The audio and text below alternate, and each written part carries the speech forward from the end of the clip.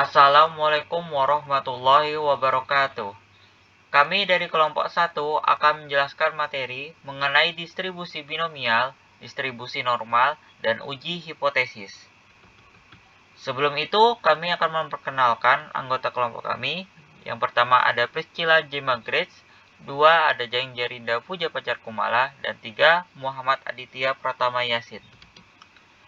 Di sini kami akan menjelaskan mengenai pengertian atau definisi, manfaat, serta soal dan pembahasan mengenai materi distribusi binomial, distribusi normal, dan uji hipotesis. Baiklah, sekarang kita akan langsung masuk pada pembahasan materi. Materi yang pertama ada distribusi binomial. Di sini saya ingin menjelaskan yang pertama tentang pengertian distribusi binomial.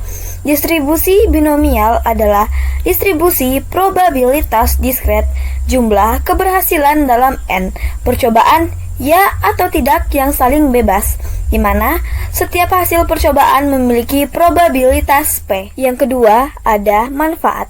Manfaat dari distribusi binomial adalah mempermudah mengetahui besarnya probabilitas atau besarnya nilai harapan yang terjadi untuk setiap perubahan acak X. Yang ketiga ada soal dan pembahasan. Probabilitas seorang belum divaksin COVID-19 adalah 0,2. Pada suatu hari, di Puskesmas Cilawi ada 4 orang yang belum divaksin COVID-19. Peluang 3 orang dan 4 orang tersebut belum divaksin COVID-19 adalah A. 0,0128, B. 0,0256, C. 0,0512, D. 0,1240. Cara penyelesaian. Diketahui N yaitu hasil percobaan, jadi N sama dengan 4. X yaitu peluang, jadi X-nya sama dengan 3. P yaitu orang yang belum divaksin, jadi P-nya sama dengan 0,2. Jadi di sini Q-nya Q sama dengan 1 kurang 0,2, hasilnya 0,8. Cara penyelesaian. P sama dengan peluang. Jadi X besar sama dengan X kecil sama dengan N kombinasi X kali P pangkat X kali Q pangkat N kurang X sama dengan 4 kombinasi 3 kali 0,2 pangkat 3 kali 0,8 pangkat 4 kurang 3. Di sini kita jabarkan. Jadi 4 faktorial dibagi 4 kurang 3 kali 3 faktorial kali 0,008 kali 0,08. Jadi 4 faktorial sama dengan 4 kali 3 kali 2 kali 1 faktorial kali 0,008 kali 0,8 bagi 3 faktorial kali 2 faktorial kali 1 faktorial, hasilnya 0,0256. Jadi peluang 3 orang dari 4 orang tersebut divaksin COVID-19 adalah 0,0256 orang. Jadi jawaban yang benar adalah B. 2. Distribusi normal. Distribusi normal adalah distribusi probabilitas yang kerap digunakan dalam analisis statika. Distribusi normal atau distribusi Gauss banyak diterapkan ialah karena penggunaannya yang mampu diterapkan di banyak situasi. Salah satu manfaat penerapan distribusi probabilitas dalam analisis statika adalah mampu membuat kesimpulan dari sampel yang digunakan. Contoh soal dan pembahasan. Diketahui rata-rata pengeluaran penduduk untuk belanja kebutuhan pokok selama setahun di suatu kota berdistribusi normal dengan rata-rata 60 juta rupiah dan standar deviasi 10 juta rupiah. Misalkan seorang penduduk dipilih secara acak, tentukanlah peluang belanja kebutuhan pokok tahunannya berjumlah kurang dari 50 juta rupiah. Diketahui mu-nya adalah 60 juta dan standar deviasinya 10 juta. Kemudian kita cari nilai normal bakunya atau Z-nya, yaitu sama dengan X dikurangi mu dibagi S. X-nya adalah 50 juta. Jadi 50 juta itu adalah nilai dari suatu pengamatan.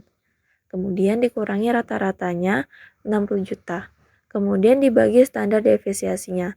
Maka sama dengan negatif 10 juta dibagi 10 juta sama dengan negatif 1. Oke, ketemu nilai normalnya adalah negatif 1. Padahal yang ditanya peluang belanja, jadi kita cari P-nya. Jadi P untuk X kurang dari 50 juta, ketemu P-nya itu Z kurang dari negatif 1. Jadi setelah kita hitung untuk kurang dari 50 juta, ketemu Z-nya adalah negatif 1. Itu sama dengan 0,1587.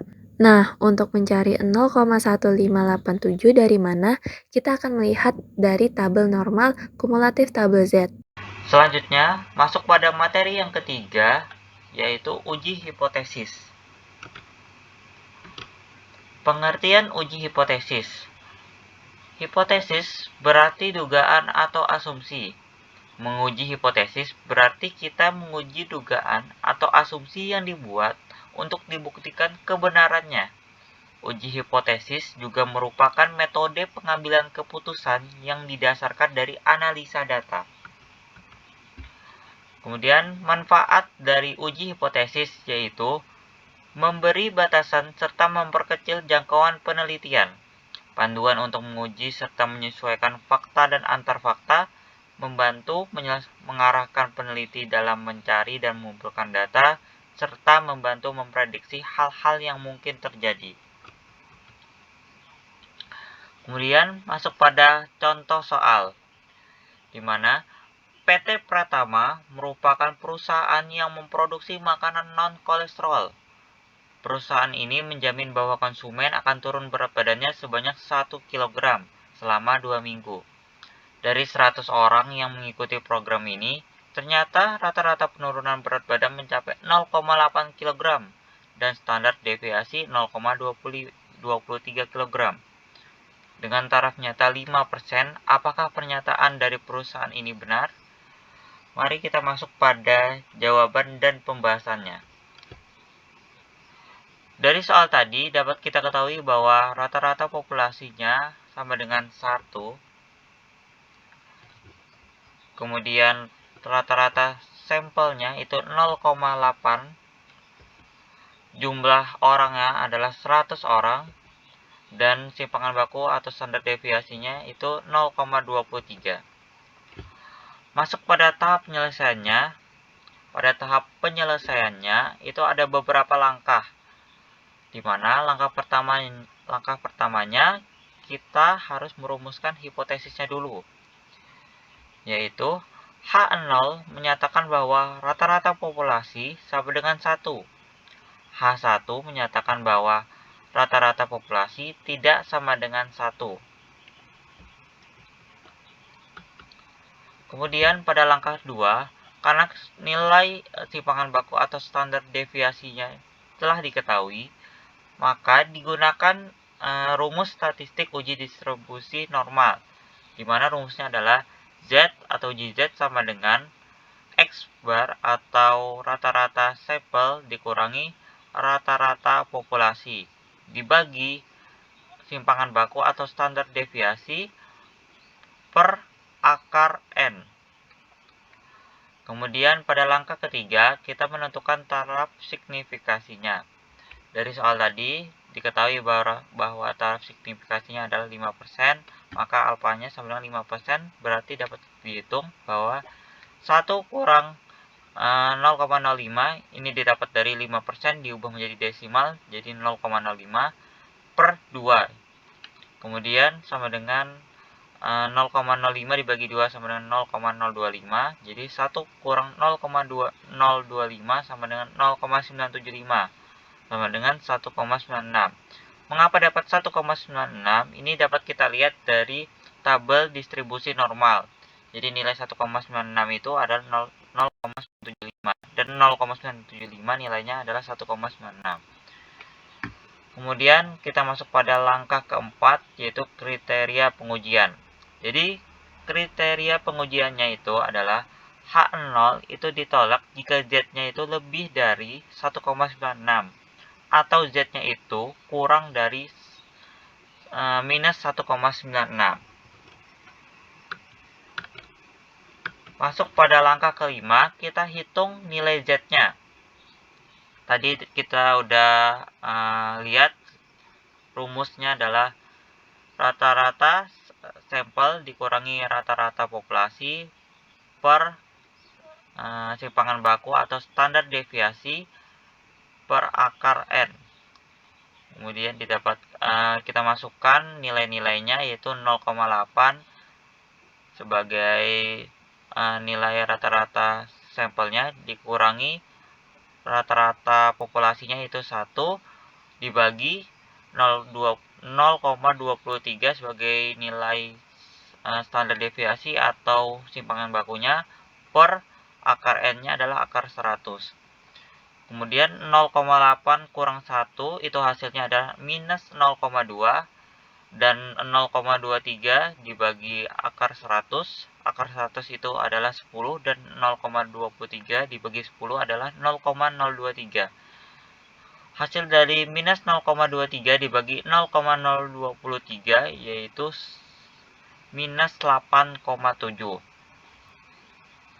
Kemudian masuk pada langkah ke-6, kita membandingkan Z hitung, yaitu minus 8,7 dengan Z tabel. Kita balik lagi kepada langkah keempat, yaitu di mana kriteria pengujiannya H0 ditolak jika Z lebih dari 1,96 atau Z kurang dari minus 1,96. Tadi kita lihat bahwa nilai Z-nya itu minus 8,7, yang berarti nilai Z-nya itu kurang dari minus 1,96. Jadi minus 8,7 itu kurang dari minus 1,96, yang berarti H0-nya ditolak. Ya. Jadi karena Z hitungnya itu kurang dari Z tabel, maka H0-nya ditolak sesuai dengan kriteria pengujiannya tadi. Sekarang kita masuk pada langkah terakhir, yaitu kesimpulan. Jadi kesimpulannya adalah pernyataan PT Pratama bahwa konsumen akan turun berat badan sebanyak 1 kg selama 2 minggu itu tidak terbukti. Data menunjukkan bahwa penurunan berat badan itu kurang dari 1 kg. Baik, sampai di sini penjelasan dari kelompok 1. Mohon maaf apabila ada kesalahan kata, kurang lebihnya mohon dimaafkan. Saya akhiri. Wassalamualaikum warahmatullahi wabarakatuh.